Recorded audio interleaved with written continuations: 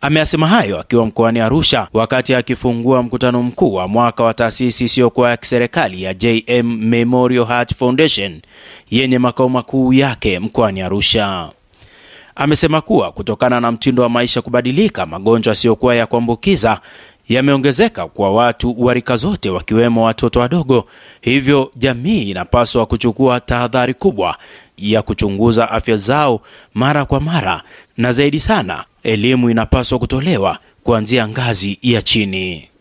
Kwa hiyo lengo letu hasa ni kusaidia kuelimisha jamii kuanzia ngazi ya chini, kuanzia shule za msingi, sekondari, vyuo na hata huko sharikani, ili watu wapate elimu ya kujifahamu afya zao na jinsi ya kula vyakula vinavyoweza kuwasaidia, lakini pia namna ya kufanya mazoezi na kuepuka na vile ambavyo vinachangia tatizo la moyo katika maisha yetu.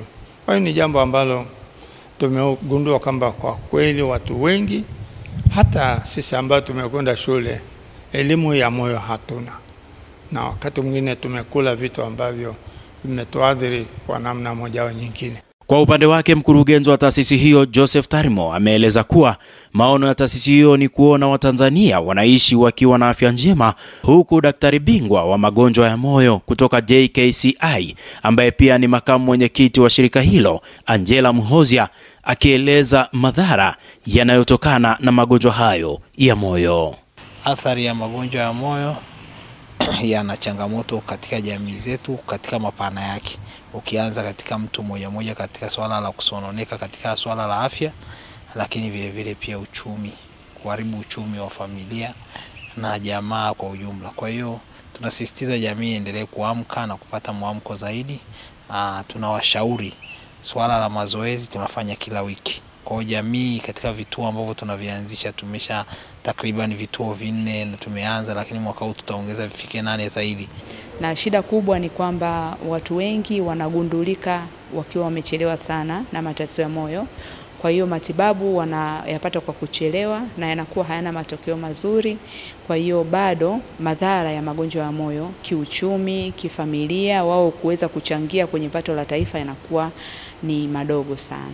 Tuna magonjwa ambayo tunasema kwamba ni acquired. Haya ni magonjwa ambayo tunayapata kutokana na lifestyle ambazo tunaishi kwa sasa.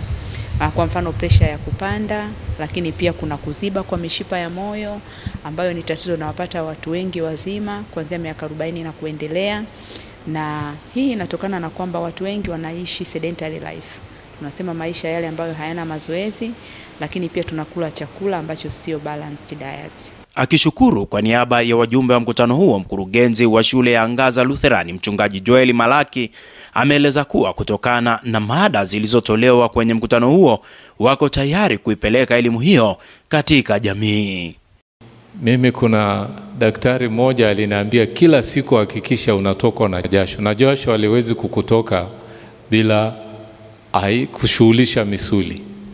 Kwa sababu hiyo wapendwa, tukawe watu wa mazoezi. Ni tiba mojawapo, ni zuio mojawapo la changamoto hii ya moyo. Tuwaambie na wengine, ukikutana na watu wawili, zungumza nao juu ya changamoto ya moyo, yale mafunzo uliyoyapata hapa.